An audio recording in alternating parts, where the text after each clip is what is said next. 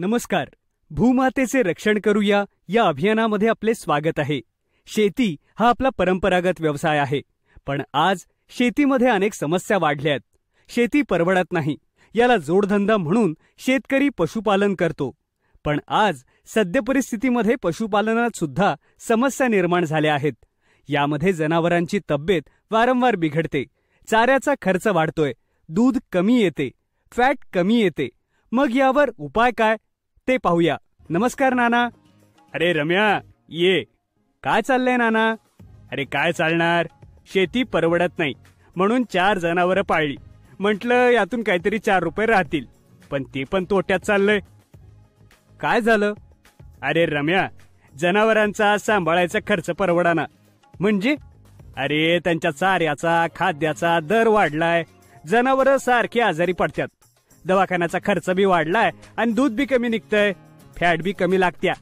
काय करावं काय सुचना झालंय बघ. नाना, आपण जोपर्यंत जनावरांना समजून घेत नाही तोपर्यंत असंच चालणार. म्हणून आपण पहिल्यांदा जनावरांना समजून घेऊ. म्हणजे काय? बघा नाना, कोणत्याही दूध देणाऱ्या जनावरांना जो चारा देतो तो अत्यंत महत्वाचा आहे.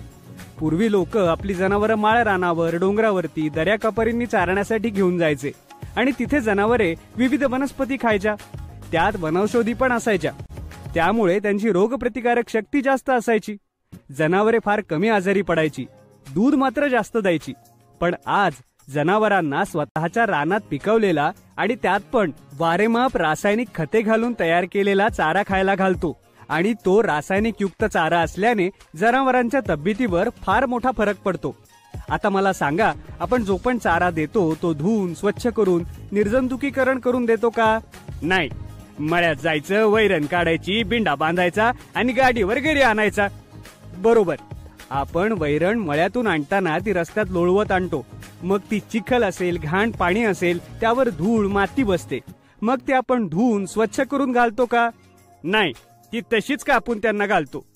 अहो नाना, आपण माणसं आपल्या आवडीनुसार, चवीनुसार चांगल्या दर्जाचे अन्न खातो, पण जनावरं माणसांसारखी निवडून खात नाहीत. आपण जो चारा खायला घालतो तोच त्यांच्या पोटात जातो. नाना, जर माणसाच्या पोटात अस्वच्छ खराब अन्न जर पोटात गेलं तर काय होईल? अरे रम्या, माणसं आजारी पडत्याल, त्यांना पचन होणार नाही, काम करू वाटणार नाही, झोपून राहत्याली. अगदी बरोबर नाना. जनावरांच्या बाबतीत अगदी सेम असंच घडतं. जनावरे चारा मुखावाटे घेतात, पोटात गेल्यावर त्याचे पचन चालू होते, पचन झाल्यावर त्याचे दुधात रूपांतर होते व उरलेले शेण व मूत्र होऊन बाहेर पडते. पण जनावरांच्या शरीरात जर रासायनिक युक्त अस्वच्छ खराब अन्न गेलं तर त्यांच्या शरीराचा पीएच बिघडतो. पीएच म्हणजे काय र? नाना, साध्या भाषेत समजावून सांगतो. जर आपले पोट बिघडलं असेल आणि आपल्यासमोर चमचमीत खायला आलं तर आपण खातो का? नाही. प्रथम आपल्या पोटाची बिघडलेली पचन संस्था डॉक्टरकडून बरी करून घेतो. तसंच जर जनावरांचा पीएच बिघडला तर पचन संस्था बिघडते. पीएच किती असावा? बघा नाना, तज्ज्ञांच्या मते जनावरांचा पीएच हा 7 ते 7.5 असावा. जर 7च्या खाली आला तर त्याला ऍसिडॉस म्हणतात आणि 7.5च्या वर गेला तर त्याला अल्कलोसिस म्हणतात. यामुळे काय होतं र? नाना, यामुळे तर शरीरात सर्व अडचणी निर्माण होतात. जनावरांचे वजन कमी होते, खाद्य कमी खाते, पचन होत नाही, कॅल्शियमची मात्रा कमी होते, पेशींना ऑक्सिजन मिळत नाही, वेळेवर माझावर येत नाही, भाकड काळ वाढतो, जनावरे उलटण्याचे प्रमाण वाढते, 2 वितातले अंतर वाढते, वार किंवा जार न पडण्याची समस्या तयार होते, मायंग बाहेर येते, शरीरात अन्नघटकाची कमतरता तयार होते, रोगप्रतिकारक शक्ती कमी होते, जनावरे वारंवार विविध आजाराला बळी पडतात आणि या सर्वांचा परिणाम म्हणून दूध उत्पादनात घट होते, फॅट कमी लागते, SNF कमी मिळतो. अरे देवा, तरी म्हणलं माझ्या जनावरांचं शेण चरबट पातळ का होते आणि त्याचा वास का येतोय? नाना, जर जनावरांचे शेण घट्ट नसेल आणि त्याला दुर्गंधी येत असेल तर समजून जायचे की जनावरांचे पचन होत नाही. अरे मग यावर उपाय काय? चारा बदलायचा की जनावरं? नाही नाना, चारा किंवा जनावरे बदलून प्रश्न मिटणार नाही. तर यावर आपल्याला उपाय करावा लागेल. ते कोणता?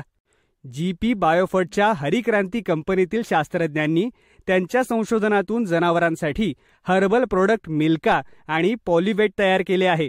त्यामध्ये उच्च प्रतीचे कॅल्शियम ग्लुकोनेट तसेच जनावरांसाठी आवश्यक असणारे सर्व प्रकारचे विटॅमिन्स, अन्नघटक आणि सर्वात महत्त्वाचे म्हणजे अश्वगंधा, ॲलोवेरा, मोरिंगो, नीलोफर, शतावरी यासारख्या आयुर्वेदिक वनौषधी या सर्वांचे संतुलित प्रमाण आहे. तुमच्याकडच्या कोणत्याही एका जनावराला सलग 3 महिने वापरून बघा.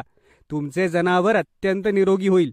तुमच्या जनावरांच्या देखभालीचा खर्च पण कमी होईल आणि तुमचा आर्थिक फायदा होईल. अरे रम्या, तू तर माझे डोळे उघडले. आता लगेच मला मिल्का वापरायला दे. बघितलं, जनावरांची योग्य काळजी घ्यायची असेल तर जीपी बायोफर्टच्या हरी क्रांतीचे मिल्का आणि पॉलिवेट प्रोडक्ट वापरून खात्री करा. तुम्ही ही माहिती समजून घेतली त्याबद्दल तुमचे मनःपूर्वक आभार.